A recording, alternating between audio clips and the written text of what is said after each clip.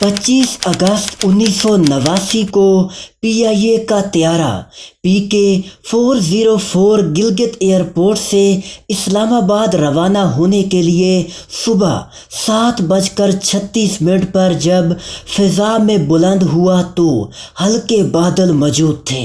گلگت سے 40 کلومیٹر دور بونجی سے اطلاع ملی تھی کہ وہاں بھی موسم صاف ہے۔ پرواز کے ٹھیک 7 منٹ بعد جب طیارہ بونجی سے گزرا تو اس نے گلگت کے کنٹرول ٹاور کو اپنی خیریت بارے بتاتے ہوئے بڑے مطمئن لہجے میں کہا، بابو سر پہنچا تو خیریت کی اطلاع دوں گا۔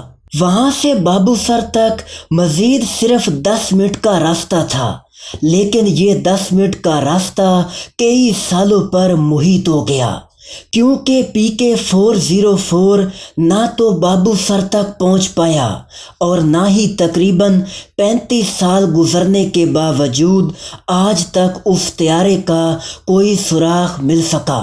PIA کے اس طیارے کو زمین کھا گئی یا آسمان نگل گیا؟ ناظرین، آپ دیکھ رہے ہیں طریق کے چوراہے چینل پر، آپ کو خوش آمدید کہتے ہیں۔ PK-404 راستہ بھٹک کے کہیں تباہ ہو گیا، کسی گلیشیئر یا جھیل میں دفن ہو گیا، یا بابو سر سے نیچے کاغان کے کسی جنگل میں جا گرا، یا اسے بھارت نے نشانہ بنایا؟ اس حوالے سے تو ہم آگے تفصیل سے بات کریں گے، مگر اس سے قبل ناظرین آپ کو اس واقعہ کی ڈیٹیل سمجھانے کے لیے گلگت ایئرپورٹ اور طیارہ PK-404 کے متعلق کچھ بنیادی باتیں بتاتے چلیں۔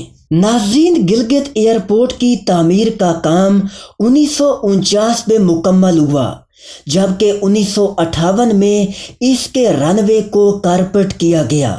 اس ایئرپورٹ کے رن وے کی چوڑائی تقریباً 100 اور لمبائی 5400 فیٹ تھی، اور یہی اس ایئرپورٹ کا ایک بڑا مسئلہ تھا، کیونکہ کسی بھی بوئنگ طیارے کے اترنے کے لیے کم از کم 10,000 فیٹ لمبا رن وے درکار ہوتا ہے۔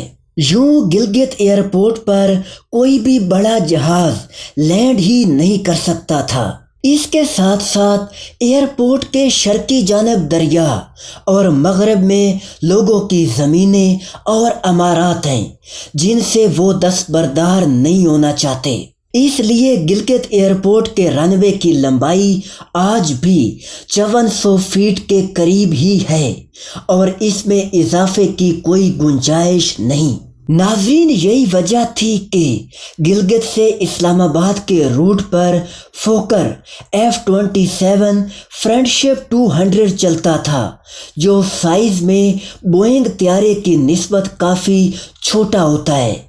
فوکر F-27 کو 1962 میں ایک ڈچ کمپنی نے بنایا، اور 1963 سے 1989 تک PIA کے پاس موجود 20 فوکر طیارے حادثات کا شکار ہو چکے تھے، جن میں سے 5 حادثے جان لیوا ثابت ہوئے۔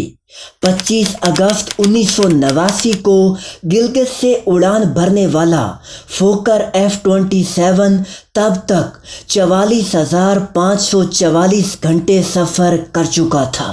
ناظرین، 1989 میں حادثے کا شکار ہونے والے جہاز میں عملے کے 5 افراد اور 49 مسافروں سمیت کل 54 افراد سوار تھے۔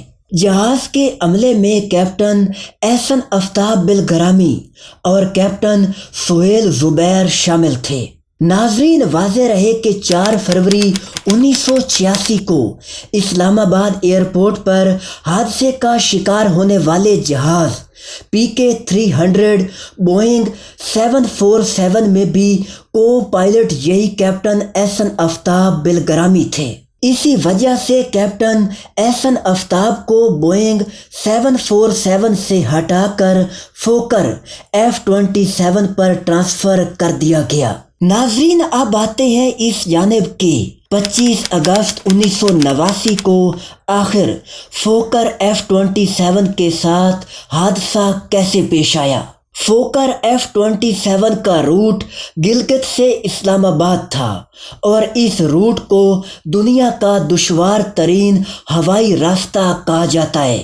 یہ قراقرم اور ہمالیہ کی بلند ترین وادیوں، دروں، کھائیوں، جھیلوں اور برف زاروں کا ایسا نیٹ ورک ہے جس میں فوکر جیسے نحیف طیارے کا سفر کسی بازیگری سے کم نہیں ہے۔ اس طیارے کی زیادہ سے زیادہ بلندی کی حد 22,000 فیٹ ہے، جبکہ یہاں پر اکثر پہاڑی چوٹیاں 22,000 فیٹ سے زیادہ بلند ہیں۔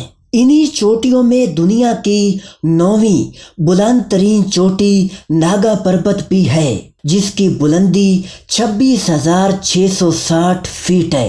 تمام فوکر طیارے اس فلک بوس پہاڑ سے دامن بچا کر چلتے ہیں۔ موسم ہلکا سا بھی خراب ہو تو بڑے بڑے ماہر پائلٹ بھی اس روٹ کے تنگ و تاریک دروں سے گزرتے ہوئے لرزتے ہیں۔ ناظرین، صبح 7:36 پر گلگت ایئرپورٹ سے اڑان بھرنے والے فوکر F-27 کے ایک پائلٹ کا ایئر ٹریفک کنٹرول حکام سے آخری رابطہ 7:40 پر ہوا۔ اس وقت طیارہ بونجی کے قریب تھا۔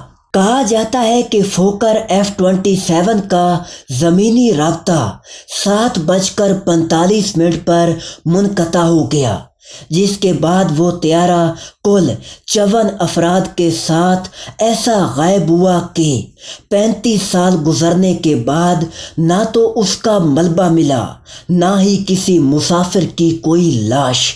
ناظرین، فوکر F-27 کے اچانک غائب ہو جانے کی وجوہات میں کئی آراء پائی جاتی ہیں۔ ایک عام رائے ہے کہ فوکر F-27 ہمالیہ کے پہاڑوں میں کہیں گر کر تباہ ہوا، لیکن ان پہاڑوں میں سالوں تک جہاز کا ملبہ نہ ملا۔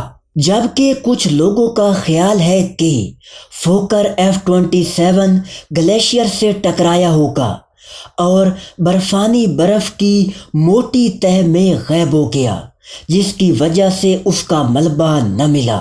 عبدالہادی احمد کی ایک رپورٹ کے مطابق 2 انگریز ٹریکروں نے کہا تھا کہ انہوں نے طیارے کو پیٹرو گلیشیئر کے علاقے میں گم ہوتے ہوئے دیکھا تھا۔ ایک آن لائن ڈسکشن فورم کے مطابق اگر یہ بات ٹھیک ہوئی تو گلیشیئر کئی دہائیوں یا صدیوں بعد بھی ہوائی جہاز کے ملبے کو باہر نکال سکتا ہے۔ فوکر F-27 کے حادثے کے حوالے سے دوسری رائے یہ پائی جاتی ہے کہ طیارہ کسی برف سے ڈھکے پہاڑ سے ٹکرا گیا ہوگا، جس کے نتیجے میں برفانی تودہ گرا، جس نے فوری طور پر ہوائی جہاز کے ملبے کو برف کے نیچے ڈھانپ دیا۔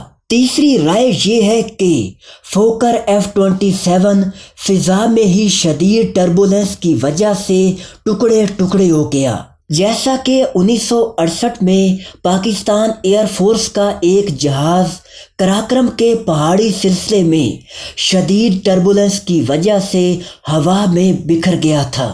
اس حوالے سے آخری رائے یہ ہے کہ فوکر ہندوستانی فضائی حدود میں بھٹک گیا اور وہیں گر کر تباہ ہو گیا، یا انڈین ایئر ڈیفنس سسٹم نے اسے مار گرایا۔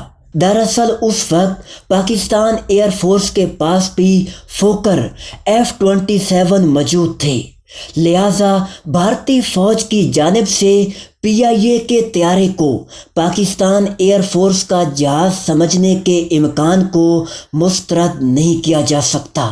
تاہم ایک رپورٹ کے مطابق فوکر F-27 کے عملے نے اس روز اسلام آباد جاتے ہوئے پرواز کے دوران مسافروں کو پہاڑوں کا ایک مختلف نظارہ کروانے کے لیے دوسرا راستہ اختیار کیا۔ اس لیے حادثے کی وجوہات میں اس بات کا امکان حاوی ہو گیا کہ طیارہ کسی گلیشیئر سے ٹکرا کر اس میں گم ہو گیا، یا برفانی تودے کی وجہ سے برف کے نیچے دب کر غائب ہو گیا۔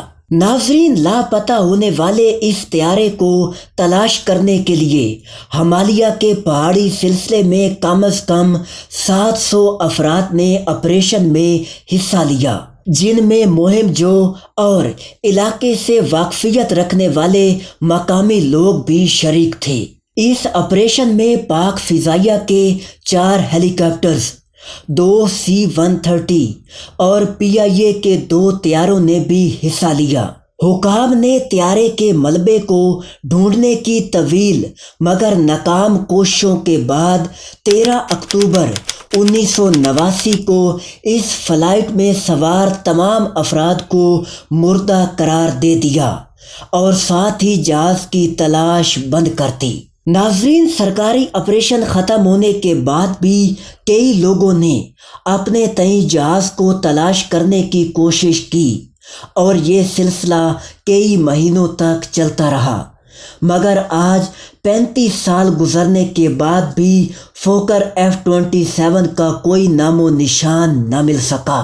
ناظرین، امید ہے ویڈیو آپ کو پسند آئی ہوگی۔ ایسی ہی دلچسپ ویڈیوز دیکھنے کے لیے چینل سے جڑے رہیں اور ہماری معلومات کو مزید بہتر بنانے کے لیے کمنٹ سیکشن میں اپنی رائے کا اظہار ضرور کیجیے۔